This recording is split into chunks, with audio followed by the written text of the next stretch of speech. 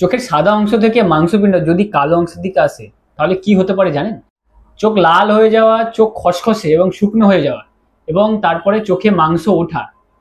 তো আমরা অনেক সময় এটাকে মাংস ওঠা বলি। এটা আসলে কি? চোখের ছোট্ট একটা মাংসপিণ্ড যেটা আপনার আস্তে আস্তে দৃষ্টিশক্তি পুরো ঝাপসা করে দিতে পারে। হে গাইস, ওয়েলকাম টু মিওয়াইস। আমি অপটোমেট্রিস্ট মাসুদ। তো আজকে জানবো চোখে মাংস ওঠা কাকে বলে। অনেক সময় আমরা দেখেছি চোখে সাদা অংশ থেকে একটা মাংসপিণ্ড আস্তে আস্তে আস্তে আস্তে কালো অংশের দিকে চলে আসে।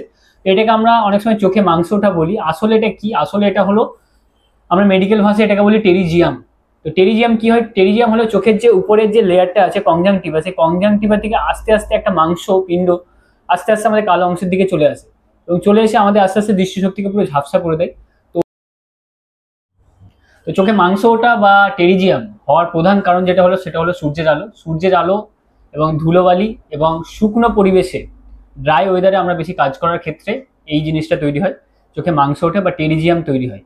তো সূর্যের আলো থেকে যে আলট্রাভায়োলেট রে আসছে, সেই আলট্রাভায়োলেট রে চোখে যখন আমাদের আসছে, সেই আলট্রাভায়োলেট রে চোখে আসার কারণেই টেরিজিয়াম তৈরি হচ্ছে। এবং এর সাথে সাথে ধুলো ময়লার মধ্যে যখন আমরা আউটডোরে বেশি কাজ করি, যাদের আউটডোরে বেশি কাজ আছে তাদের জন্য এই টেরিজিয়াম হওয়ার সম্ভাবনা সব থেকে বেশি থাকে। টেরিজিয়াম হওয়ার সাধারণ লক্ষণ হচ্ছে, ফার্স্ট চোখে এই কনজাংটিভা থেকে হালকা করে মাংস উঠে আমাদের আস্তে আস্তে কর্নিয়ার দিকে পুরোপুরি গ্রাস করতে থাকে। এটা ফার্স্ট আমরা দেখে আয়নাতে নিজের চোখকে দেখলে বুঝতে পারবো। সেকেন্ড যেটা হচ্ছে সেটা হলো আমাদের চোখ হালকা হালকা লাল হয়ে যাবে এবং চোখ হালকা হালকা ড্রাই হয়ে যাবে এবং চোখ চুলকাবে। তো এইগুলো হচ্ছে সাধারণ লক্ষণ। এই সাধারণ উপসর্গ থেকে আমরা বুঝতে পারি যে আমাদের চোখে টেরিজিয়াম হয়েছে। তো টেরিজিয়ামের চিকিৎসার ক্ষেত্রে প্রথমে আমরা বলবো, টেরিজিয়াম যদি এই মাংসপিণ্ড অনেক বড় হয়ে যায়, অনেকটা বড় হয়ে যায় এবং কর্নিয়াকে অনেকটা গ্রাস করে নেয়, কর্নিয়াকে অনেকটা কর্নিয়ার দিকে চলে আসে, সেক্ষেত্রে অনেক বড় হয়ে গেলে আমাদেরকে সার্জারি করতে হবে। সার্জারি ছাড়া কোনো উপায় নেই। তো এই সার্জারি বেশি কস্টলিও হয় না বা খুব বেশি ঝামেলার সার্জারি নয়, নর্মাল সার্জারি। তো এই করা যায়, কোনো অসুবিধা নেই।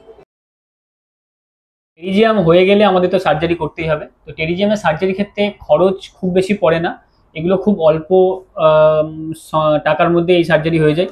মোটামুটি এটা 3 থেকে 4 হাজার টাকার মধ্যেই এই সার্জারি ঠিকঠাক হয়ে যায়। ঠিক আছে, ডিপেন্ড করছে আপনার টেরিজিয়ামের যে মাংসপিণ্ড কতটা বড় তৈরি হয়েছে সেটার উপর ডিপেন্ড করছে। আর এখন আমাদেরকে জানবো যে টেরিজিয়াম হওয়ার আগে আমাদের কি কি সতর্কতা নিতে পারি আমাদের টেরিজিয়াম না হয় যাতে। তো তার জন্য আমাদের সব থেকে মেন যেটা, আমরা যারা বেশি আউটডোরে কাজ করি তো তাদেরই হওয়ার সম্ভাবনাটা অনেকটা বেশি থাকে টেরিজিয়াম। তো যারা বেশি আউটডোরে কাজ করি আমাদের বেশি ইউজ করতে হবে সানগ্লাস। যখনই আমরা আউটডোরে আমরা বেরোবো তখন আমরা সানগ্লাস ইউজ করবো, যাতে টেরিজিয়াম হওয়ার সম্ভাবনা অনেক কমে যায়।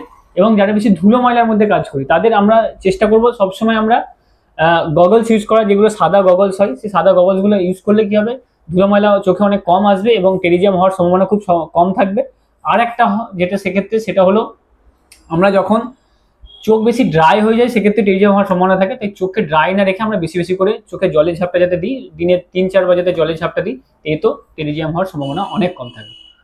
তো বন্ধুরা, আজকে এই ভিডিওতে জানলেন টেরিজিয়াম কি, তার কারণ, তার কি কি উপসর্গ থাকে এবং তার সাথে সাথে আমরা এর চিকিৎসা এবং এর সতর্কতা কিভাবে নিতে পারি।